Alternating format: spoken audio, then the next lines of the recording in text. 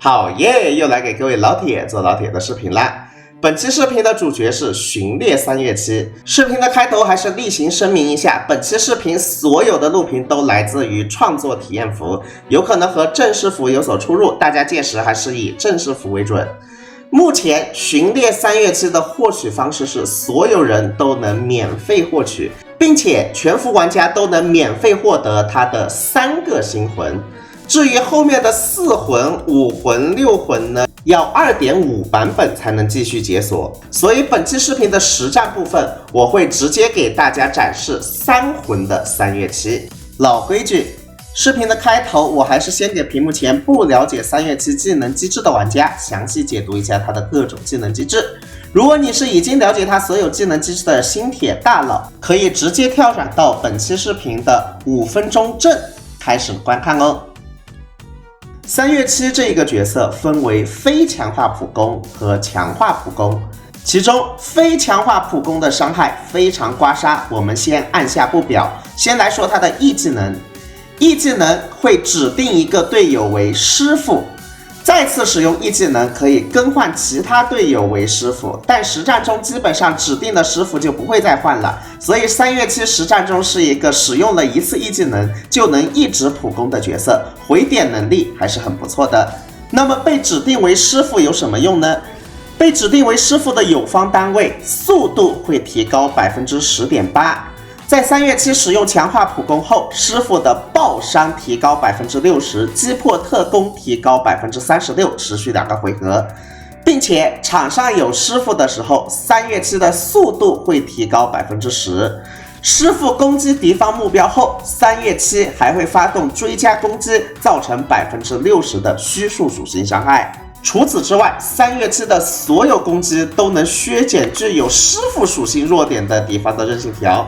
那比方说，这个怪物明明没有虚数弱点，但是它却有流萤的火弱点，我就直接把它给破掉了。然后破刃的话会产生虚数的击破效果。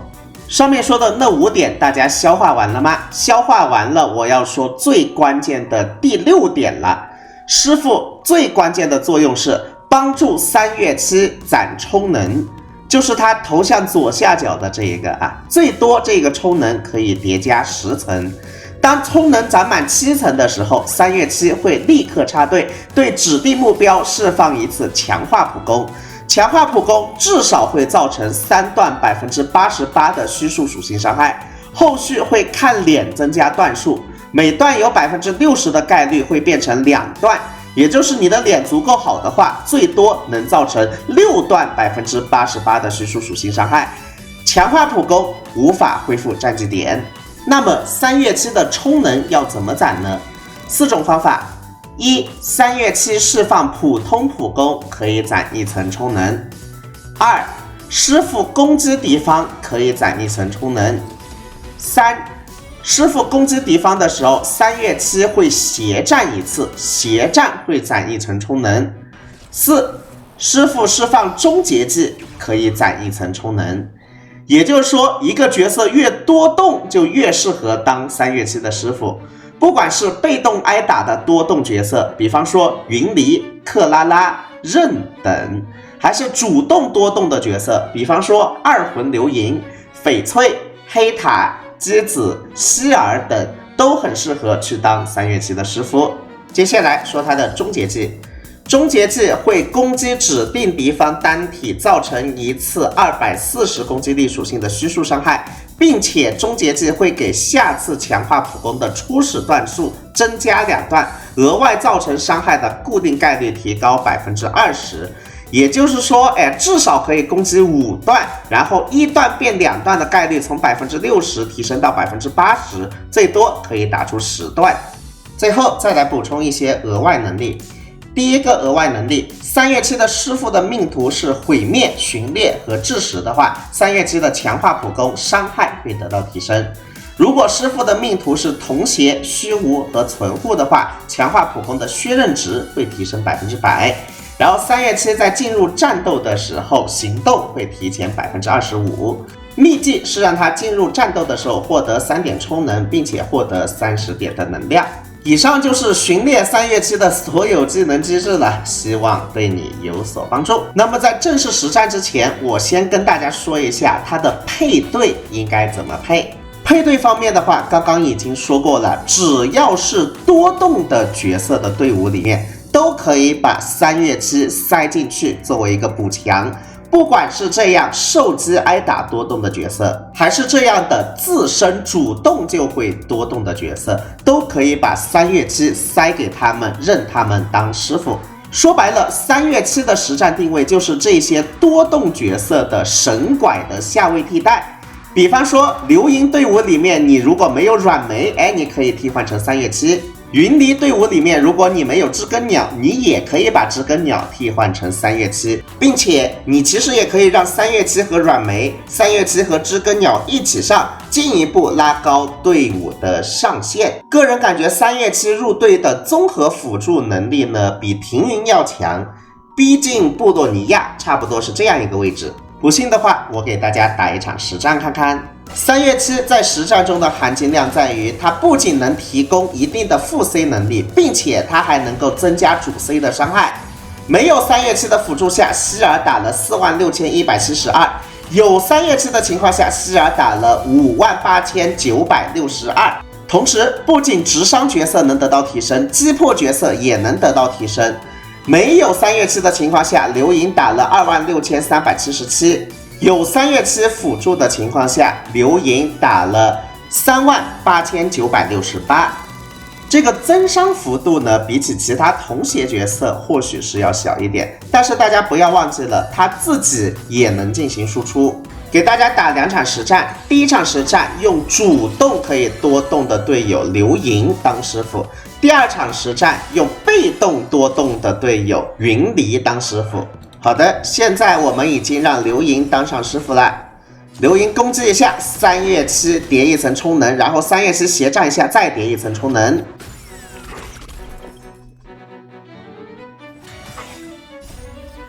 接下来我们流萤开大，流萤开大的话，3月期又可以再叠一层充能，6层了。然后流萤输出一下，3月期已经叠到7层了。好的。流萤可以再多动一下，给3月期叠到8层，没关系的，不会溢出的啊。我们看一下3月期的这个输出是多少？145000的伤害，输出也是很高的哦。好的，流萤31万伤害带走第1层，第2层之后3月期，你看这又有5层了。配合多动的队友，这叠层叠的确实嘎嘎的快啊！好的，3月期普攻一下，再叠一层，我们普攻可可利亚。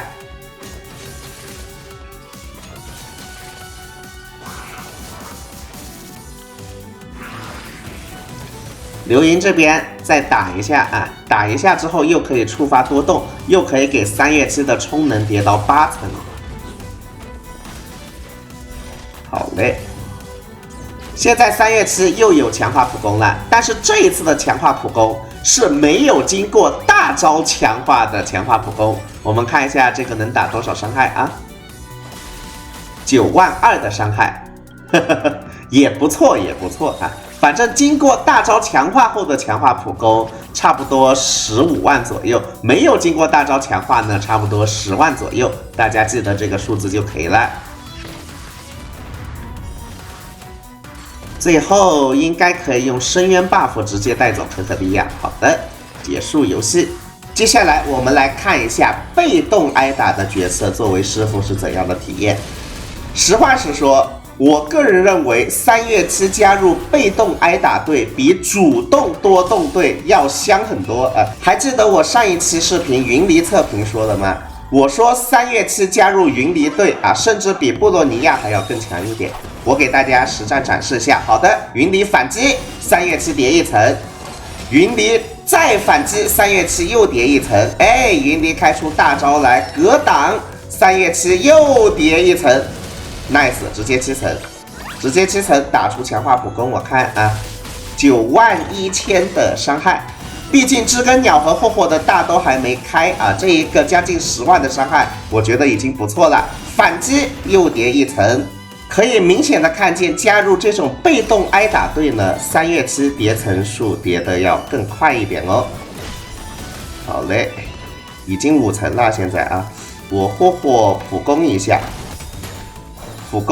然后3月期再普攻一下。啊，然后知更鸟可以开大了，全员又可以再行动一次，霍霍又可以补充能量了。哎，这是什么极限手法呀？云离又可以给3月期补充一点充能，等一下3月期就能打出强化普攻了。我们看一下全拐的情况下，3月期的强化普攻是多少伤害？打睡眠怪吧。哎，怎么也才10万啊？哦，刚刚那个10万的伤害是没有经过大招强化的强化普攻，开过一次大招之后，强化普攻的伤害会翻个1.5倍左右。我们等一下看一下下一个强化普攻的伤害是多少啊？好嘞，格挡反击36万伤害，喜欢吗？啊，3月期先普攻一下，再来一层充能。云离这边。又可以反击3月期6层充能，霍霍普攻一下啊！这边云离又触发格挡反击3月期7层充能了，又可以打出强化普攻，伤害大概也就10多万，10万4千的伤害。视频进行到这儿，相信屏幕前的你也已经看出来了，和上一个赠送的角色同血主角不同。同血主角是击破队核心中的核心，T0中的T0，但是3月期这个角色呢，他达不到T0级别，他的综合强度在所有4星角色中，他的副 C 和辅助能力可以算是顶级的，毕竟可以给主 C 提供60点的爆伤、36点的击破，还有10多点的速度，他自己一个强化普攻也能打10多万。放在所有4星里面，已经算是天花板级别的了，但是也仅仅只是4星天花板的级别，或者说是一个5星常驻角色这样一个水平。看一下，他又要打强化普攻了，这个强化普攻伤害是多少呢？哎，将近17万的伤害。个人觉得作为一个免费赠送的角色，其实很不错了。不过呢，和5星限定副 C 和5星限定辅助比起来呢，肯定还是有差距的。所以还是那一句话，3月期的定位就是5星限定 T0 辅助和副 C 的下位替代，而且它只适配多动的主 C， 如果不多动的主 C 呢，是不怎么适配的。好的，战斗快要结束了，再打一个没有大招强化的强化普攻，7万的伤害。我这个还是给他上的霍霍和知更鸟的情况啊。如果你把这2个换成什么布洛尼亚，换成什么停云，那3月期在场上伤害10万是过不了的。接下来我给各位平民展示一下低配队伍里3月期的增伤表现。刚刚高配队伍云离一个大招打了65万的伤害，现在我给他换成低配队伍啊，队友变成了布洛尼亚和罗刹，云离一个大招能打多少伤害呢？打了44万的伤害，相当于是3/4啊，其实也还行。然后3月期自身的强化普攻从10多万变成了7万7。接下来仪器还有光锥推荐环节，仪器内外圈非常固定。外圈快枪手4件套，内圈繁星竞技场2件套。个人实测下来，快枪手4件套是比虚数4要更好用的。衣服呢带双爆，鞋子呢带速度，速度可以提供回点，球带虚数属性提高，绳子带攻击力。光锥的话，最佳选择是于夜色中，没有于夜色中的话，用义父的装光。如果这些都没有的话，用4星光锥论剑。总结下来，3月期这一个角色的强度呢是挺不错的啊，但是达不到版本天花板的级别，适合那一种没有 T0 级别的副 C 和辅助的玩家，以及那一种真爱厨去训练这一个角色。以上就是本期视频的所有内容了，希望对你有所帮助。后续在3月期的活动上架之后，我也会第一时间给大家出活动攻略的，也请保持期待。最后祝大家欧气满满，身体健康，再见。